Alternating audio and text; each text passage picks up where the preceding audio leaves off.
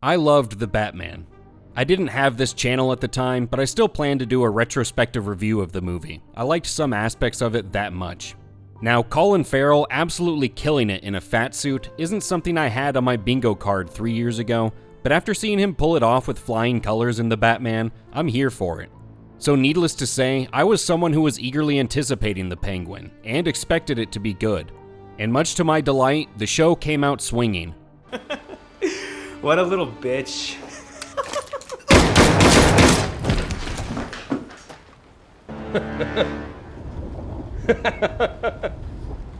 The Penguin explores the darker, seedier version of Gotham that the Batman excelled in bringing to life. It's got some dynamic characters at the forefront, and so far, it has a great blend of showing us a gritty criminal underworld, power struggles, and dark humor. And I'll talk a bit about why the show is worth your time in this spoiler-free review after we get in a quick rundown of the premise for The Penguin. The show picks up immediately after the events of The Batman. In the wake of Carmine Falcone's death, a power vacuum has been left in the Gotham underworld.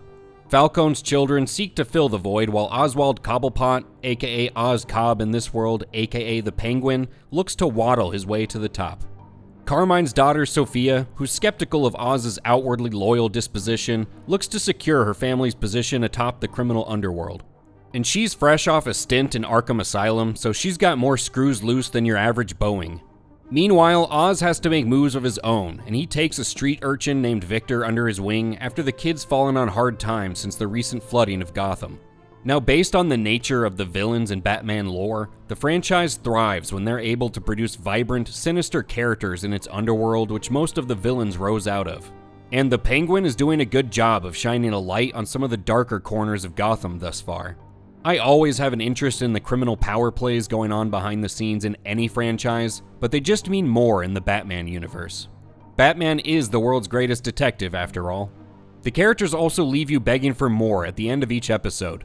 Colin Farrell's range and his ability to shine through the massive prosthetics he's hiding under have been fawned over since The Batman came out in 2022, and for good reason. Maybe you don't like me. It's fine. I'm an acquired taste. Every time I see him in character as the Penguin, it reminds me just what a great feat he pulled off. And now in his own show, he's picked up right where he left off. He kills it in this role, and it sucks you right into the character's story. Across from him, Cristin Milioti as Sofia Falcone was a very pleasant surprise. I've seen the actress here and there, but never like this. The character carries herself well, but clearly portrays this bubbling insanity right beneath the surface. So far, she's been sufficiently menacing and unstable as any villain in the world of Batman should be, and I'm genuinely excited to see how she'll react as things escalate over the course of the season. There still could be a few more characters that stand out as the season goes on, but those are the two characters in the spotlight for now. Lastly, the Penguin nails the kind of tone I was looking for in this show. The aesthetic fits that of the Batman, things can get pretty brutal, and it's blending in a great mix of humor that doesn't feel out of place. I had some concern that the show would vary too much from The Batman with Matt Reeves just producing the show, not writing or directing it. But as it stands now, I think the show has carried on his specific vision for Gotham while showing us a slightly different side of it.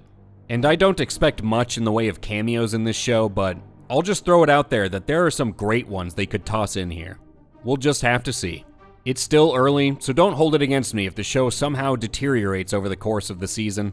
But so far, this show looks rock solid, and I'm not seeing any serious signs of weakness hiding in those dark alleys. Regardless of how it turns out, I'll be here again with my thoughts at the end of the season, and it's in that video that I'll go deeper on analyzing the show.